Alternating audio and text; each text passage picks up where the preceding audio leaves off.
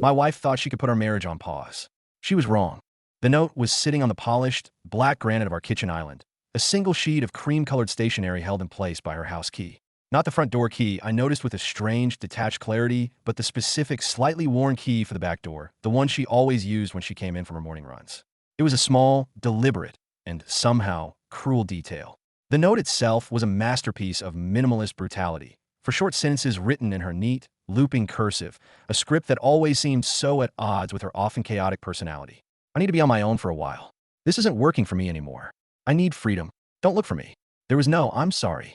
No, I love you, but no tear-stained apologies or heartfelt explanations. Just a clinical, cold-blooded statement of departure, a severance package for a 10-year relationship. For a long, silent moment, I did nothing. I just stood there in the quiet kitchen, the rich, dark scent of the coffee she had brewed before she left still hanging in the air, a ghost of our morning routine. I looked around at the life we had so meticulously and, I thought, lovingly built together. The custom-tiled backsplash we had argued over for weeks, a pointless, passionate debate about shades of gray. The ridiculously expensive and deeply uncomfortable Scandinavian armchair in the corner of the living room, a piece she had insisted was her reading chair, but which had, in reality, served primarily as a high-end coat rack. It all felt like a stage set, the props for a play that had just, without any warning, abruptly ended in the middle of the second act. The expected tidal wave of emotion, the screaming, the throwing of things, the gut-wrenching, floor-pounding grief, it never came. The grief was there, of course, a cold, heavy stone that settled deep in the pit of my stomach. But it was accompanied by something else, something I didn't expect, a strange, unnerving, and almost crystalline calm. Lauren, my wife, had always been the impulsive one, the one prone to grand, dramatic gestures and sweeping, emotional pronouncements. She lived her life in bold, theatrical strokes, while I was the quiet, methodical planner, the man who read the instruction manuals. And in this, her grandest, most dramatic gesture of all, she had made a fatal miscalculation. She had forgotten the fundamental, and now unbridgeable, difference between us. She makes scenes. I make plans. I picked up my phone from the counter, my hand surprisingly steady. My first call was not to her mother, a woman who would have undoubtedly launched into a tearful, hysterical tirade. It was not to her best friend, who would have offered a chorus of vague, unhelpful sympathies while secretly gathering intel for Lauren.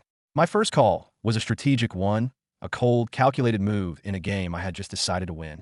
I called a man named Walter Chun, a name I had found after a quick, 10-minute Google search for the most ruthless divorce attorney in the city.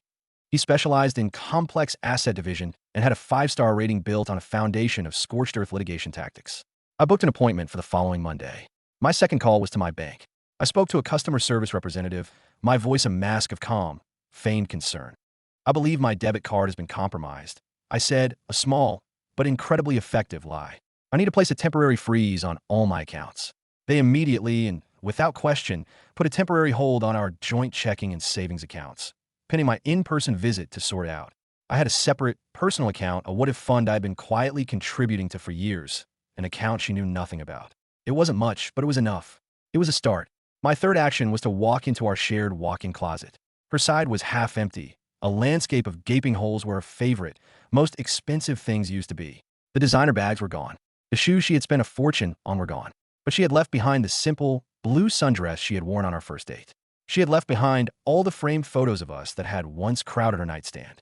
And, in a final, thoughtless act of disrespect that spoke volumes, she had left her muddy, worn-out Adidas sneakers, the ones she wore for her weekend runs, right in the middle of the new, expensive, and pristine white rug I had just bought for the bedroom. I had 2 weeks of vacation time approved at work. For months, I had been planning a solo hiking trip to the mountains, a quiet, solitary journey that Lauren had scoffed at, calling it boring and pointless, and had adamantly refused to join me on. I packed a bag, a sense of grim, liberating purpose settling over me. I grabbed my worn, comfortable hiking boots, the ones that had carried me up and down countless trails.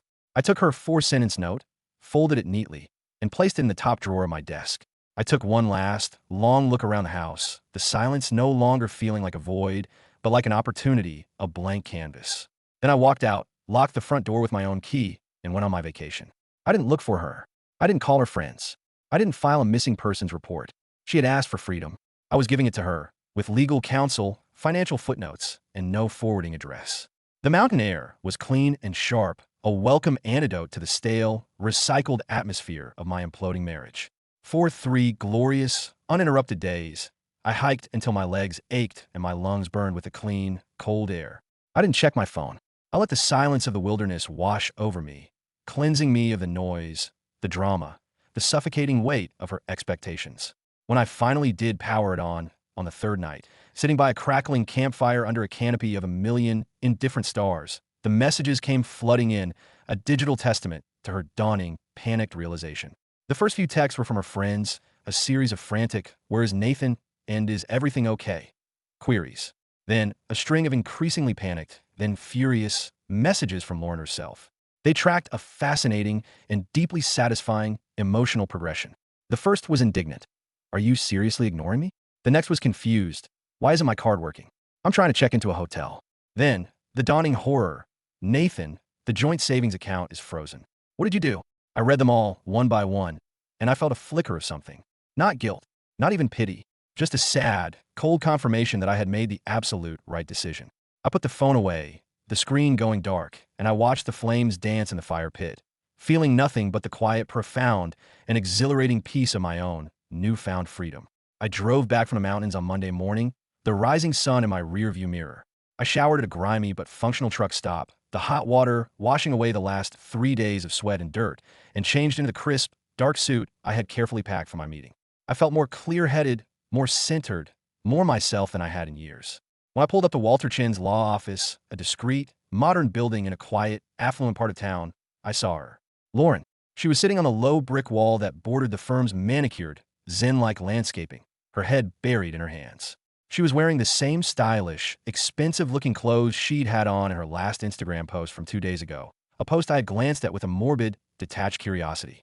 It was a picture of a clinking cocktail glass, held up against a blurry, upscale bar background. The caption a single, triumphant word: "Finally free." The chic, liberated freedom seeker from the photograph was gone, replaced by a woman who looked frayed, defeated, and utterly lost. Her hair, usually so perfectly coiffed, was a tangled mess. Her eyes, when she finally looked up and saw my car, were red and swollen, and there were dark, smudged tear tracks cutting through her expensive, and now ruined, foundation. She shot to her feet the moment I got out of the car, her exhaustion momentarily forgotten, replaced by a surge of desperate, accusatory energy. "Nathan." I just looked at her, my expression a blank, unreadable mask, and I didn't say a word. "Nathan, what the hell is going on?" she demanded, her voice cracking with a mixture of anger and a dawning, panicked fear. "My card was declined at a hotel. In front of people. It was so humiliating. And the joint savings, it's frozen. I tried to call the bank, and they said you reported a security breach. What is that? What are you doing?" I calmly adjusted my tie, a small, deliberate gesture of control. "It's a security breach, Lauren," I said, my voice even and cool. "Our financial security has been breached. I was simply taking the necessary precautions." Her face, which had been a mask of tearful confusion, hardened into a familiar, angry glare. "That's not funny, Nathan. This is our money. I needed that money. I had plans." "I'm sure you did," I said, my voice still that same, maddeningly calm tone. I started walking towards the heavy, glass door of the law firm. She scurried to keep up, her high heels clicking frantically on the pavement, her tone shifting from anger to a kind of desperate, almost pathetic pleading. "Okay, look, maybe I should have talked to you first," she said, her hand reaching out and grabbing my arm. I stopped and looked down at her hand, at her perfectly manicured nails digging into the fabric of my suit jacket, until she, with a flush of embarrassment, let go. "But I was suffocating, Nathan," she continued, her voice now a high, whining sound. "I needed space. A break. That's all this was. A little break to clear my head. And I come back to this." She gestured wildly at the discreet, brass plaque that read, "Chun and Associates, Family Law." "You hired a lawyer?" I saw the email confirmation on the shared tablet. "A divorce lawyer, Nathan? Are you insane?" That was the moment. The moment that crystallized everything, that confirmed every cold, hard decision I had made in the past 72 hours. She hadn't left me. In her mind, she had just put me on pause. She had expected me to wait patiently, and with an open wallet, in the wings, until she had finished her little sabbatical of self-discovery, until she had decided she was done with her break. The sheer, blinding, and almost breathtaking entitlement of it was a thing to behold. "You left a note, Lauren," I said, my voice now dangerously, almost terrifyingly soft. It said, "Don't look for me."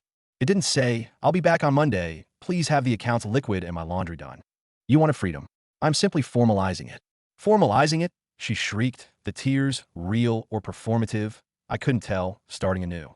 You can't just divorce me. We have to talk about it. We have to go to therapy. You don't just blow up our entire life over a small misunderstanding. You detonated the bomb, Lauren, I replied, turning my back to her and facing the door. I'm just picking through the rubble. I opened the heavy glass door to the law firm, the cool, air-conditioned air a welcome relief. The last thing I heard as the door swished shut behind me, sealing me in the quiet, professional world of legal dissolution and her in the chaotic, messy world of her own making, was her sobbing my name, her voice a mixture of anger, disbelief, and a dawning, horrified, and deeply satisfying understanding.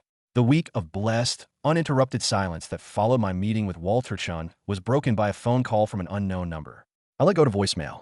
The message, when I finally listened to it, was from a man.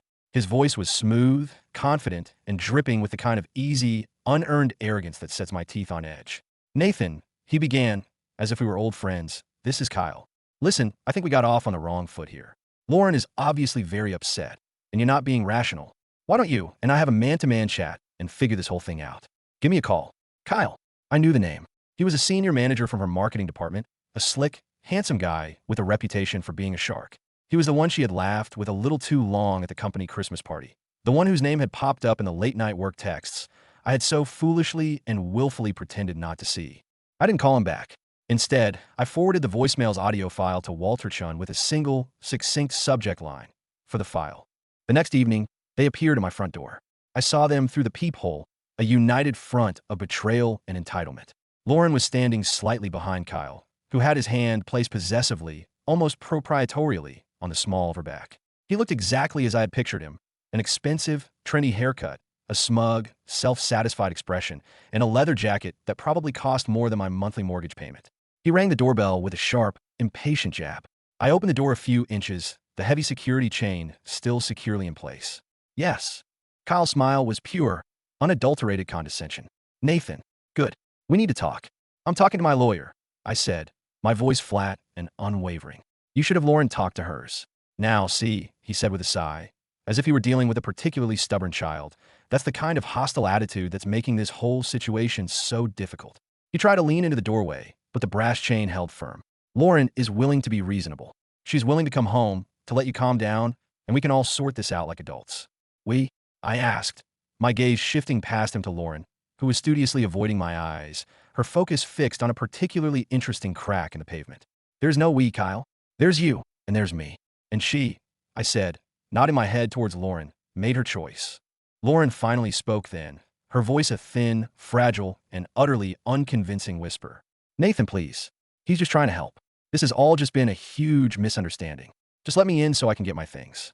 Your things, I said, my voice as cold and hard as the steel of the security chain, will be handled by our respective attorneys. I looked her directly in the eye then, and I saw a flicker of genuine fear. Besides, I added, letting the words land with a quiet, devastating precision, the key you left wouldn't have worked anyway. Her brow furrowed in a genuine, unfeigned confusion. What were you talking about? The locks were changed the morning I left for my hiking trip, I explained, enjoying the dawning horror on her face. You vacated the property, Lauren. As far as the law is concerned, you are trespassing. You have no legal right to be here. Kyle scoffed, his thin veneer of charm curdling into an ugly, aggressive sneer. Don't be an ass, man. This is her home. We just need to get her passport and some of her clothes. Then her lawyer can send my lawyer a formal, written request, I said, and I began to close the door. Kyle's hand shot out, his palms slamming against the door, pushing against it. You're going to regret this, he said, his voice a low, menacing growl. I can make things very, very difficult for you. The threat, clumsy, stupid, and delivered in a moment of pure, unthinking arrogance, was the best gift he could have possibly given me. I looked him dead in the eye, a small, cold smile playing on my lips. Is that a threat, Kyle? He faltered, just for a second, the confident alpha male momentarily losing his footing. It's advice, he stammered. I'll be sure to add it to the file, I said, and then I closed the door, the deadbolt sliding home with a satisfying, final click. I heard them muttering and arguing outside for a few minutes before their angry, retreating footsteps finally faded. That night, the quiet of the house felt different, heavier, the comforting silence of my solitude, now tainted by a new, creeping sense of unease. The cold, heavy stone was back in my gut. I walked into my home office, a room that had once also been hers, and I powered up our old, shared desktop computer. I had never had a reason to be suspicious before. Or maybe I admitted to myself with a dawning, sickening clarity I had simply chosen not to be. It didn't take long. She hadn't even bothered to delete her browser history. There was a digital roadmap of her secret life. Hotel bookings for two, romantic dinner reservations at places we had never been, and a private, archived Instagram chat log between her and Kyle, a sordid 6-month-long transcript of their affair. It was all there in black and white. The deception, the meticulous planning, the casual, breathtaking cruelty. There were comments about my predictability, jokes about the boring, stable life she was so eager to escape. The final message was from her, sent on the very morning she had left me. Note is on the counter. Freedom awaits. See you at the hotel in an hour. XOXO. I methodically, and with a strange, almost surgical detachment, took screenshots of everything. Every single message. Every hotel confirmation. Every shared, secret joke at my expense. I saved them all to a new, encrypted thumb drive, a drive I labeled, with a grim sense of irony, leverage. I then emailed a compressed, password-protected copy of the entire file to Walter. The grief, the raw, wounded sadness was still there, a dull, persistent ache in my chest. But now it had a hard, sharp, and dangerously focused edge. It was turning into fuel. The next month was a masterclass in bureaucratic fallout, a quiet, systematic war waged not with shouting matches, but with paperwork, legal notices, and the cold, hard logic of the law. I didn't have to be a mastermind. I just had to be organized, and I had to tell the truth. First, there was the matter of the house. We were renting, with a lucrative option to buy that I had been diligently saving for. The lease was up for renewal at the end of the month. When the landlord called, a reasonable, no-nonsense man who hated complications more than anything, I explained the situation to him in a simple, factual, and unemotional manner. Lauren has permanently vacated the premises as of this date. I told him. I have a signed, handwritten note from her confirming her departure. I would like to renew the lease in my name only. I emailed him a clear, high-resolution picture of the note. He drew up a new lease for me alone, no questions asked. A week later, Lauren called me, her voice a hysterical, incredulous shriek. The landlord said, I'm not on the lease anymore. He said if I try to enter the property, he'll call the police. You can't do that, Nathan. My name has been on that lease for 5 years. You abandoned the lease, Lauren, I said, my voice a calm, even monotone, repeating the exact words Walter had coached me to use. And my lawyer has the documentation to prove it. Second, there was the social fallout. I didn't have to badmouth her to our mutual friends. I didn't have to engage in her messy, public smear campaign. Her own actions, and Kyle's, did all the work for me. They had become an official, public couple, their social media feeds a desperate, almost frantic performance of blissful happiness. But people aren't stupid. They can do the math. The news of her abrupt break and my immediate divorce filing had already spread through our social circle like a wildfire. And now, this new, insta-couple, flaunting their love just weeks after the implosion of my engagement, it didn't look romantic, it looked sordid. The most damning revelation, however, came from an unexpected source. It turned out that Kyle, her new, dashing savior, was also married. A small, inconvenient detail that Lauren had apparently not been privy to. His own divorce was now underway, and it was significantly messier, more public, and far more financially devastating than ours. The perfect, power couple facade they had so carefully constructed at their workplace was imploding under the weight of their own self-made drama. The financial pressure, I learned, was the real kicker. Without access to our joint accounts, Lauren was now entirely and uncomfortably dependent on Kyle. And Kyle, it seemed, was not nearly as wealthy as his tailored blazer and confident swagger suggested. His assets were all tied up in his own marital home, a home his soon-to-be ex-wife was now, quite rightly, laying claim to. The pinnacle of their shared desperation came in the form of a late-night voicemail from Lauren. It was a rambling, tearful, and slightly drunken monologue about a vacation we had taken 5 years ago, a transparent, pathetic attempt at emotional manipulation, full of, remember how happy we were, and I don't know how we got here. It ended with a breathtaking, audacious pivot. Anyway, she sniffled, I know things are weird right now, but I really, really need my half of the $2,850 security deposit from the landlord. Can you just sell it to me? I didn't reply.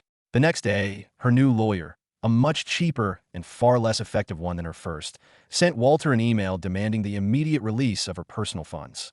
Walter's reply was a work of art, a masterpiece of legal brevity and devastating precision. It stated that all marital assets were frozen pending a final divorce judgment, that any further communication should be between counsel, and, as a final, brutal flourish, included a single, password-protected PDF file attachment. The file was named, simply, Kyle. It contained the first 10 pages of their archived Instagram DMs. The password, Walter had informed me with a grim smile, was freedom. The request for money and all other forms of communication stopped immediately. 6 months after I first found that four-sentence note, it was over. The divorce was finalized last week. It wasn't a dramatic shouting match in a courtroom. It was a series of quiet, brutal, and deeply satisfying negotiations between our lawyers. Walter Chun was worth every single penny. He presented our case with a mountain of cold, undeniable, and meticulously documented facts.